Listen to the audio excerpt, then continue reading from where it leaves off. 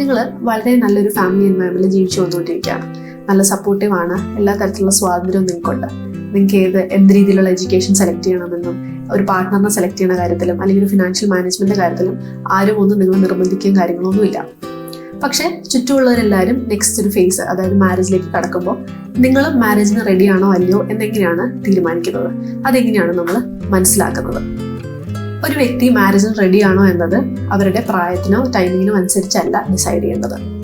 ഒരു വ്യക്തിക്ക് പേഴ്സണലി തോന്നി തുടങ്ങുവാണ്, ഇനി മുന്നോട്ടുള്ള ജീവിതത്തിൽ എനിക്കൊരു സപ്പോർട്ടീവ് ആയിട്ടുള്ള ഒരു പാർട്ട്ണറിന്റെ ആവശ്യമുണ്ട്, അതിന്റെ ഗ്രോത്തിന് ബെനിഫിറ്റ് ചെയ്യും, മാരേജ് എന്നൊരു സിസ്റ്റത്തിനെ പറ്റി എനിക്ക് നല്ലൊരു ഐഡിയ ഉണ്ട്, അതിന് റിക്വയർ ചെയ്യുന്ന കമ്മിറ്റ്മെന്റിനെ പറ്റി എനിക്ക് അത്യാവശ്യം ഒരു അണ്ടർസ്റ്റാൻഡിംഗ് ഉണ്ട്, അതിനോടൊപ്പം തന്നെ ഒരു പാർട്ട്ണർ ആവാൻ പോകുന്ന വ്യക്തിയുമായിട്ടുള്ള എൻ്റെ ബന്ധത്തിൽ ഹെൽത്തി ആയിട്ടുള്ള ഒരു ഫങ്ഷണൽ ഫാമിലിയുടെ ക്വാളിറ്റീസ് ഉണ്ടോ എന്ന് കൂടി നമ്മൾ ചെക്ക് ചെയ്യണം. അതായത് റെസ്പെക്ട് ഫോർ ഇൻഡിവിജ്വൽ ഡിഫറൻസസ് ഉണ്ടോ, ഷെയർഡ് ബിലീഫ് സിസ്റ്റം ഉണ്ടോ, ഓപ്പൺ കമ്മ്യൂണിക്കേഷൻ ആണോ, നമ്മൾ പ്രോബ്ലം സോൾവ് ചെയ്യുന്നതും കോൺഫ്ലിക്റ്റ് റിസോൾവ് ചെയ്യുന്നതും ഒരു പോസിറ്റീവ് രീതിയിലാണോ എന്നൊക്കെ കൂടി ചെക്ക് ചെയ്യേണ്ടതാണ്. ഇതിൽ എന്തെങ്കിലും കൺഫ്യൂഷനും കാര്യങ്ങളും ഉണ്ടെങ്കിൽ നിങ്ങളൊരു സൈക്കോളജിസ്റ്റിനെ ഹെൽപ്പ് ചെയ്യാൻ സാധിക്കുന്നതാണ്.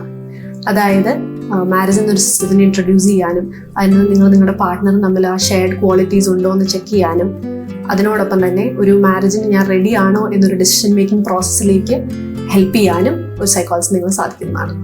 ഓർക്കുക, നിങ്ങളെ കേൾക്കാനും മനസ്സിലാക്കാനും ഞങ്ങളുണ്ട്.